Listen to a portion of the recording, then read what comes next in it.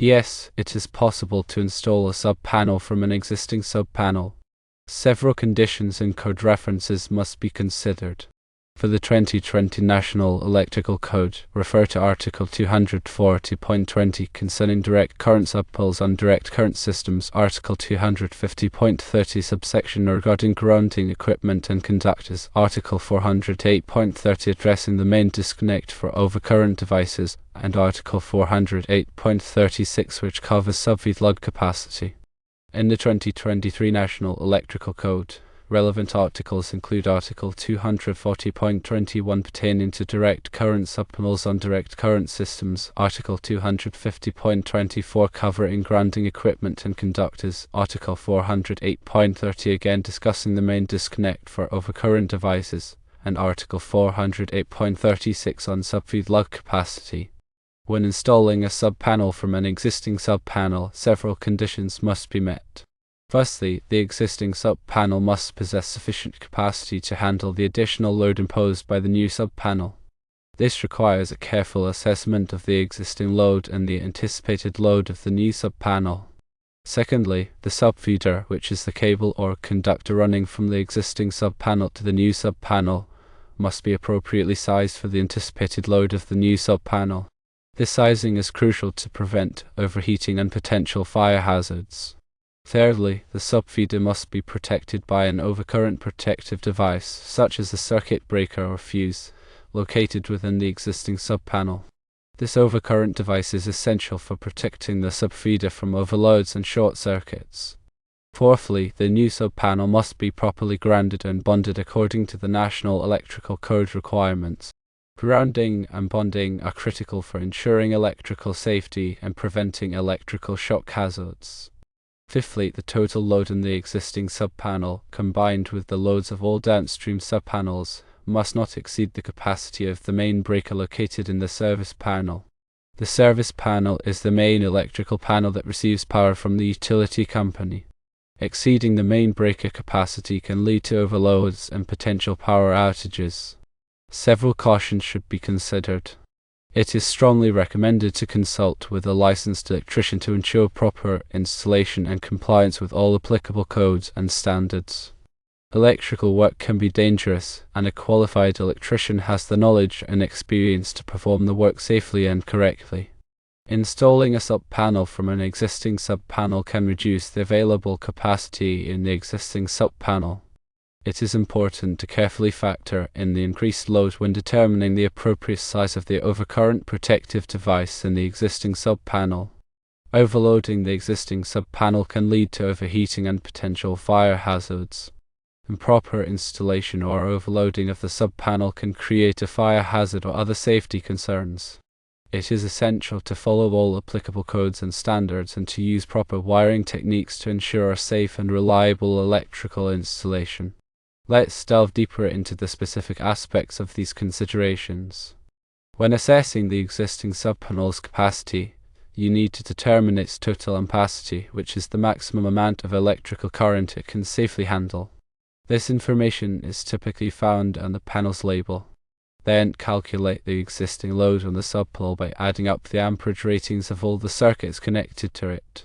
This calculation should include both continuous loads, which operate for 3 hours or more at a time, and non-continuous loads. For continuous loads, you must multiply their amperage by 1.25 as per the National Electrical Code. Next, estimate the anticipated load of the new subpanel. This involves determining the types of appliances, equipment, and lighting that will be connected to the new subpanel and their respective amperage requirement. Again, remember to account for continuous loads by multiplying their amperage by 1.25. Finally, add the existing load and the anticipated load together to determine the total load in the existing subpanel after the new subpanel is installed. If this total load exceeds the existing subpanel's ampacity, you cannot safely install the new subpanel without upgrading the existing subpanel to a larger size or reducing the load in the existing subpanel. The subfeeder's size is determined by the anticipated load of the new subpanel and the distance between the existing subpanel and the new subpanel. The National Electrical Code provides tables that specify the appropriate wire size for different amperage ratings and distances. When selecting the wire size, you must consider the ampacity of the wire, its insulation type, and the ambient temperature. The wire's ampacity must be equal to or greater than the anticipated load of the new sub-panel. The insulation type must be suitable for the environment in which the wire will be installed. The ambient temperature can affect the wire's ampacity, so you may need to adjust the wire size accordingly. The overcurrent protective device in the existing subpanel must be sized to protect the subfeeder from overloads and short circuits. The National Electrical Code specifies the maximum overcurrent protection for different wire sizes. The overcurrent device should be sized no larger than the ampacity of the subfeeder. The new subpanel must be properly grounded and bonded to ensure electrical safety. Grounding provides a path for fault current to flow back to the source, which helps to trip the overcurrent device and prevent electrical shock hazards.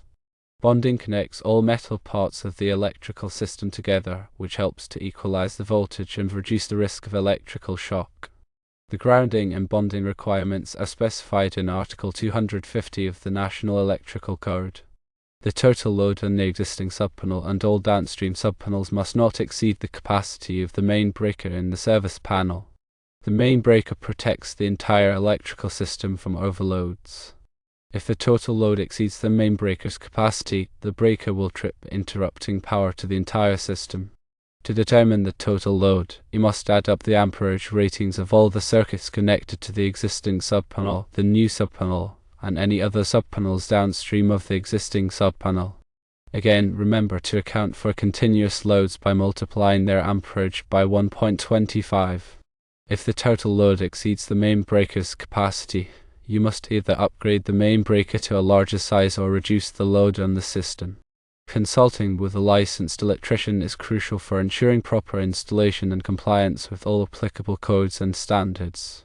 A qualified electrician can assess the existing electrical system, determine the appropriate size for the subfeeder and overcurrent device, and ensure that the new subpanel is properly grounded and bonded. They can also help to identify any potential safety hazards and recommend solutions to mitigate them.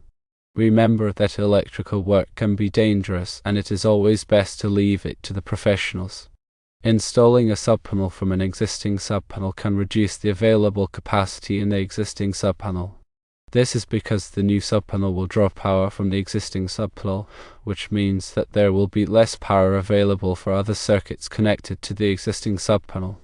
It is important to carefully factor in the increased load when determining the appropriate size of the overcurrent protective device in the existing subpanel. If the overcurrent device is too small, it may trip frequently, interrupting power to the circuits connected to the existing subpanel. If the overcurrent device is too large, it may not protect the circuits from overloads, which can lead to overheating and potential fire hazards. Improper installation or overloading of the subpanel can create a fire hazard or other safety concerns. It is essential to follow all applicable codes and standards and to use proper wiring techniques to ensure safe and reliable electrical installation. Some common mistakes to avoid when installing a subpanel include using the wrong size wire, not properly grounding and bonding the subpanel, overloading the subpanel, and not properly labeling the circuits. Using the wrong size wire can lead to overheating and potential fire hazards. Not properly grounding and bonding the subpanel can increase the risk of electrical shock. Overloading the subpanel can cause the overcurrent device to trip frequently, interrupting power to the circuits connected to the subpanel. Not properly labeling the circuits can make it difficult to identify and troubleshoot problems in the future. Always remember to turn off the power to the circuit before working on it. Use appropriate safety gear such as gloves and safety glasses. Follow all applicable codes and standards. If you are not comfortable working with electricity, hire a qualified electrician. By following these guidelines, you can safely and successfully install a subpanel from an existing subpanel. Remember to prioritize safety and consult with a licensed electrician if you have any questions or concerns. It's also vital to understand the difference between a service panel and a subpanel. The service panel is the main electrical panel that receives power directly from the utility company. It is typically located near the electric meter.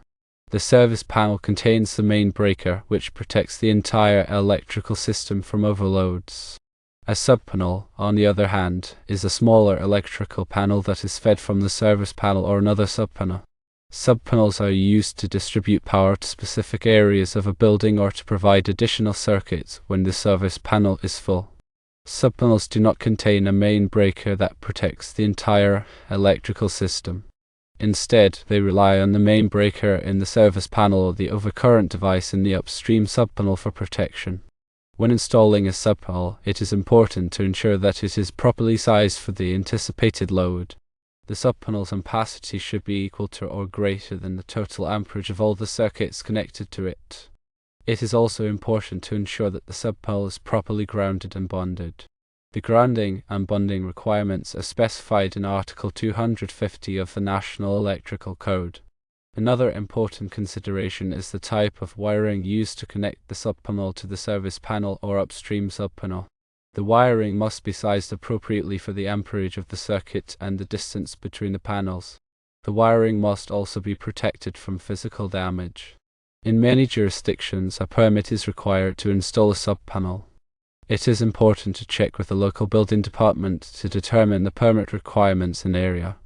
An inspection may also be required after the subpanel is installed to ensure that it is installed correctly and safely. Failure to obtain the required permits and inspections can result in fines and penalties.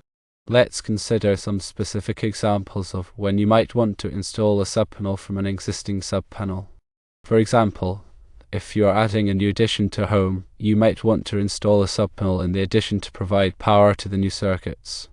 This can be more convenient and cost-effective than running all of the new circuits back to the service panel. Another example is if you are installing a hot tub or swimming pool, you will need to install a subpanel to provide power to the pump, heater, and other equipment. Hot tubs and swimming pools require dedicated circuits and ground fault circuit interrupter protection, which are typically provided in a subpanel. A third example is if you are setting up a workshop or home office, you might want to install a subpanel to provide power to the various tools, equipment, and computers. Workshops and home offices often require multiple circuits and dedicated circuits for sensitive electronic equipment.